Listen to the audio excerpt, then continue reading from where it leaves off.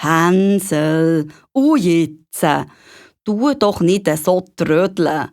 Hopp, lauf ein bisschen», hat der Vater gemerkt, dass der Hänsel immer hinten nachtrötschelt. «Ich schaue nur nach meinem Tübli. Das sitzt auf dem Dach und will mir Adieu sagen», war dem Hänsel seine Antwort. «Sättige Kabis», knurrt die Frau giftig.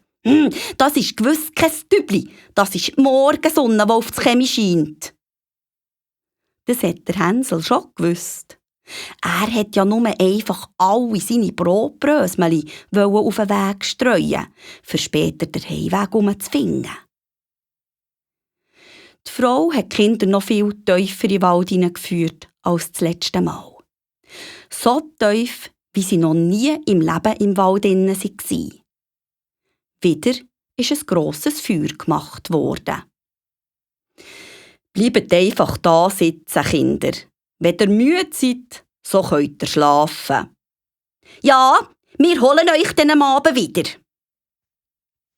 Als es Mittag wurde, haben Hänsel und Gretel gegessen. Weil der Bub sein Brot hat gestreut, haben sie einfach das vom Gretel geteilt. Daraufhin sind sie eingeschlafen. Es ist Abend geworden, doch niemand ist die Kinder abholen.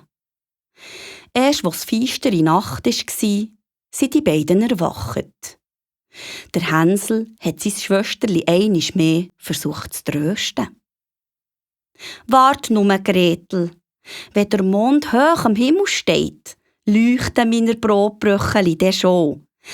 So finden wir wie das letzte Mal heim.»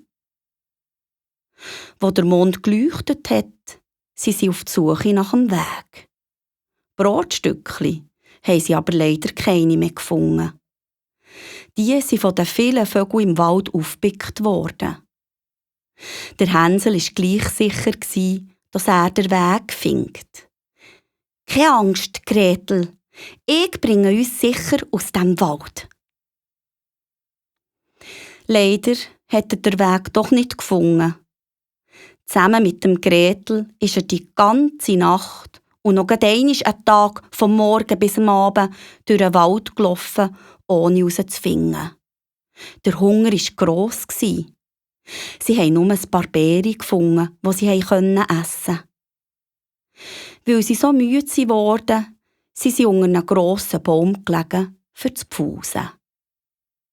Unterdessen war es bereits der 3. Morgen, wo sie vom Vater seinem Haus fort waren. Wieder sind sie losgelaufen, aber sie sind nur tiefer in den Wald hineingeraten.